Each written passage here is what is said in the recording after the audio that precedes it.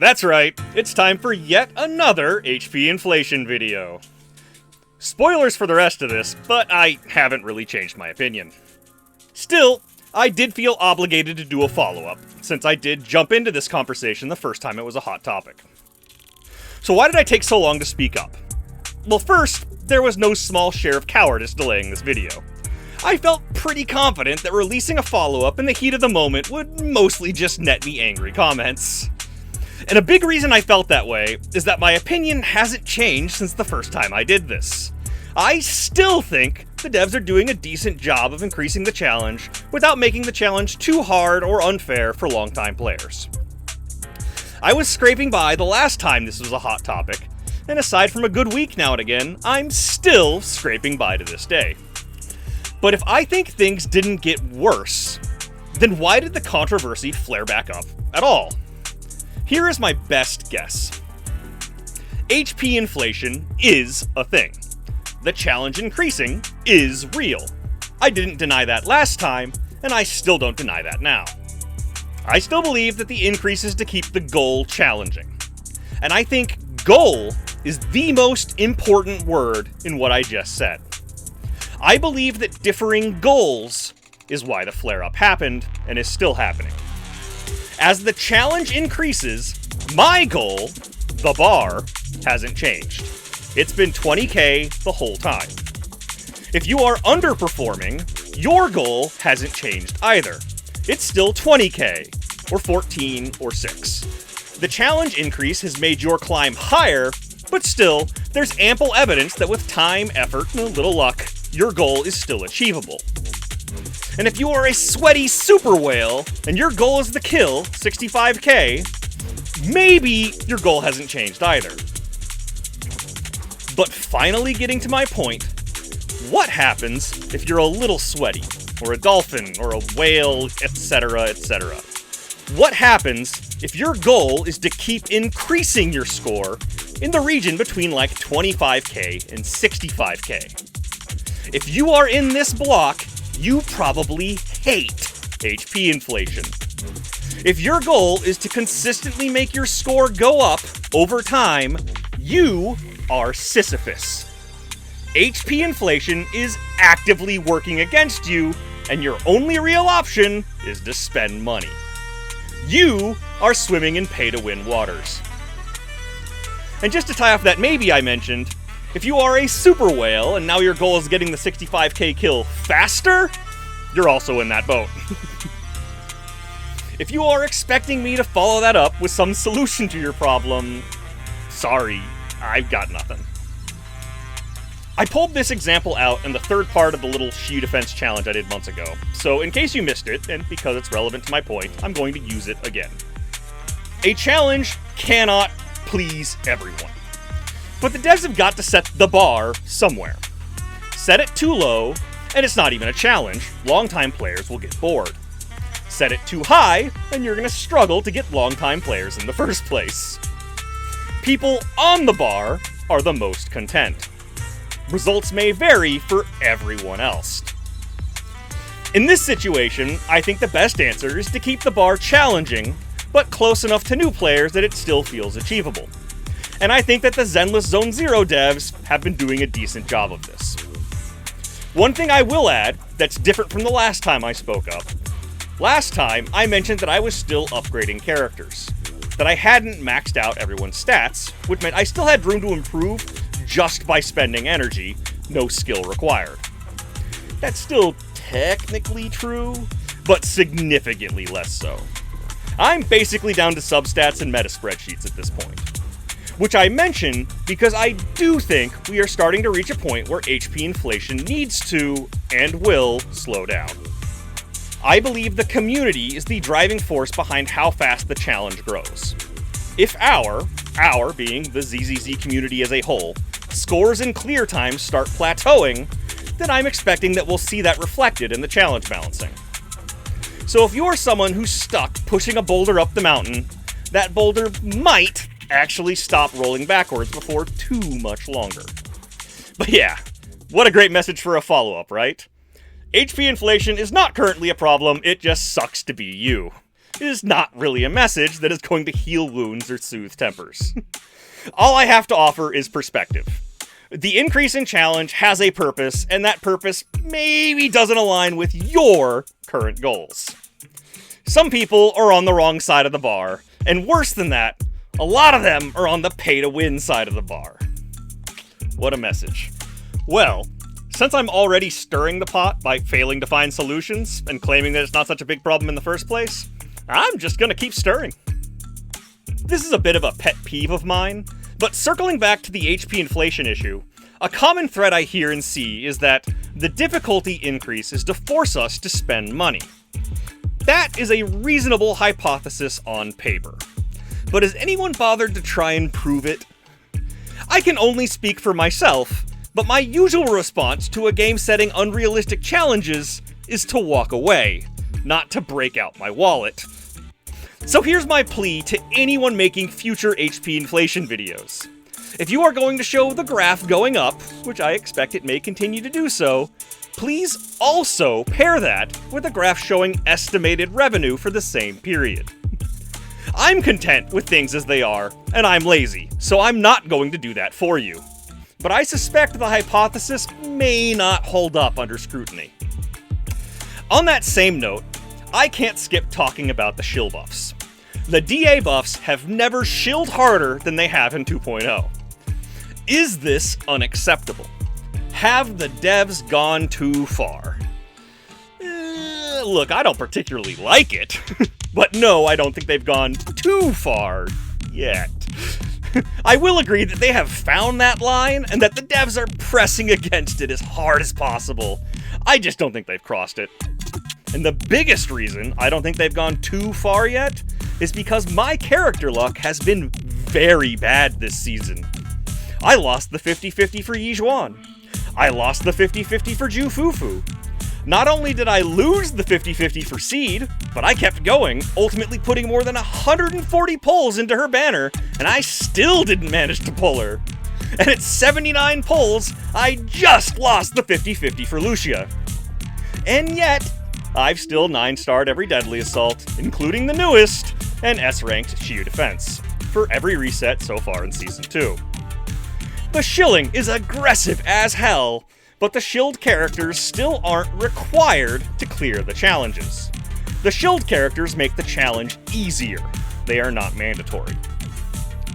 Now, I've also said that I think the devs tune the challenge for long-time players. So outside of shilling, getting a full clear does require either mastery of characters and systems, which I've demonstrated that I don't have, or a broad roster that lets you match element weakness while leeching as many buffs as you can from the shill buff, which is where I live. So I'll agree that 9 stars is maybe too high of a hurdle to clear if, say, you only started playing in 2.0, or if you hoard your polychrome, going all in on just a select few meta characters or waifus.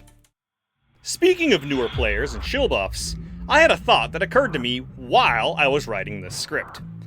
I'd call it a revelation or an epiphany, but those words are a bit too strong for this context. Is conspiratorial moment a thing? What do you call it when you're the person that starts a conspiracy?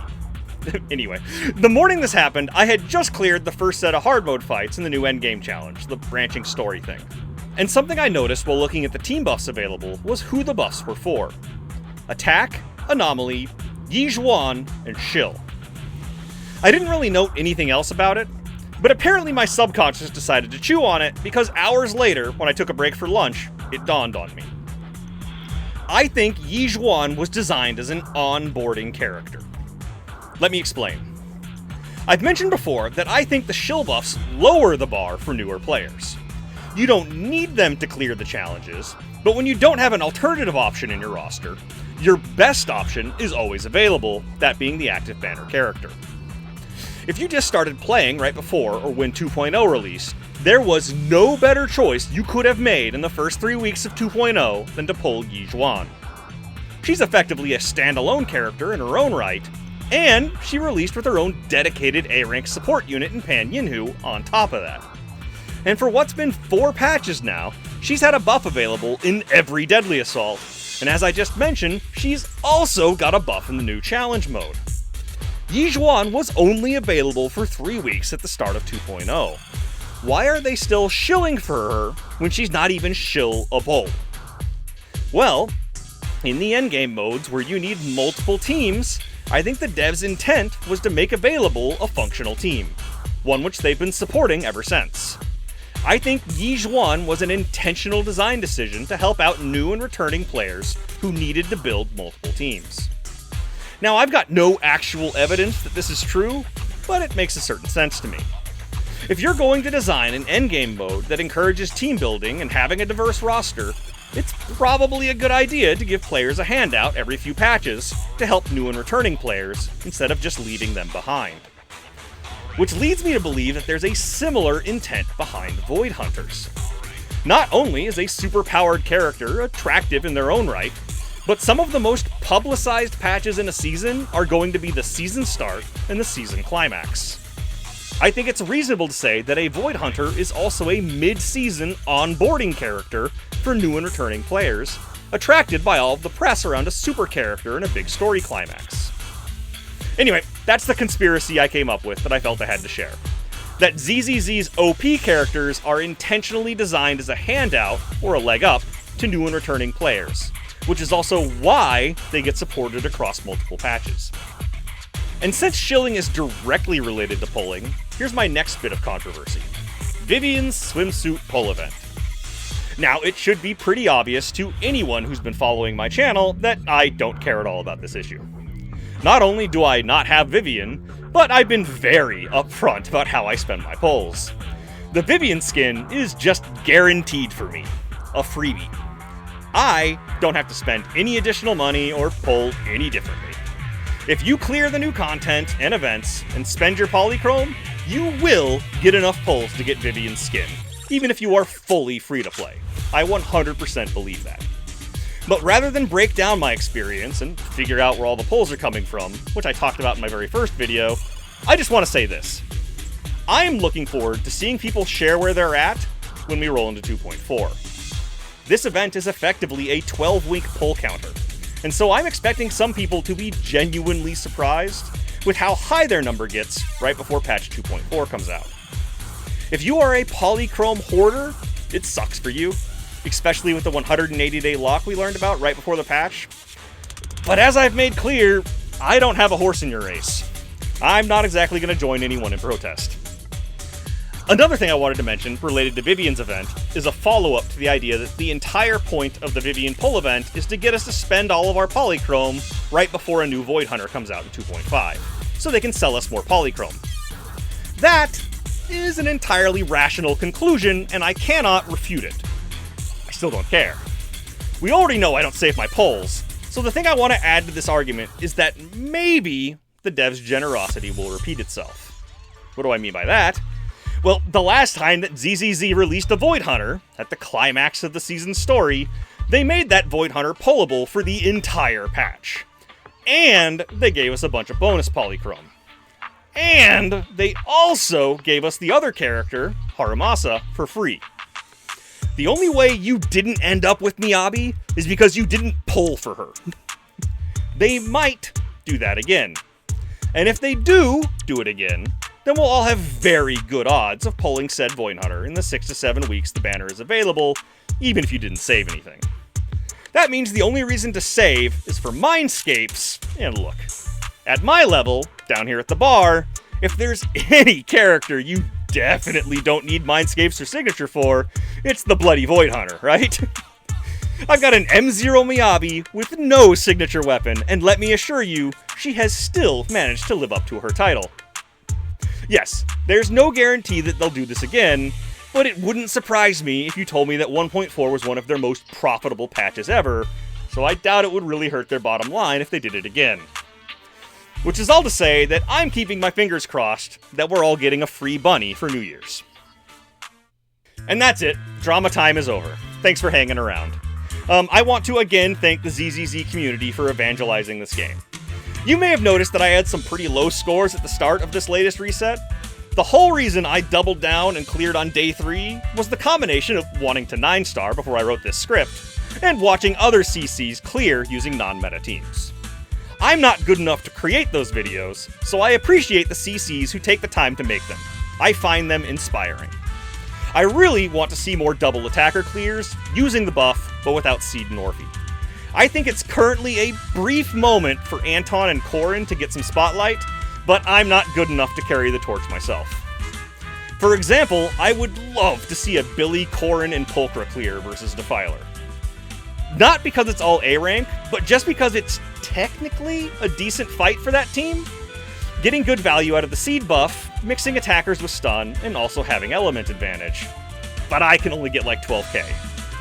That said, I've spent almost no time learning Billy, which means I take too long to get into crouching state and then I get hit more than I dodge. And I'm really bad at the snap decisions you need to effectively generate and spend Pulchra's stacks. So that 12k is nowhere close to the upper limit of that team. Now, since this was something of a debate episode, I do want to say that I generally enjoy responding to comments, as long as they aren't too angry. So do feel free to write something below if you want to discuss anything I've just said. I also have something new I want to talk about, so I do already have a script in mind for another video shortly after this one. Next time, I'm going to share my thoughts about the defense role, so make sure that you're subscribed if you're interested in hearing that.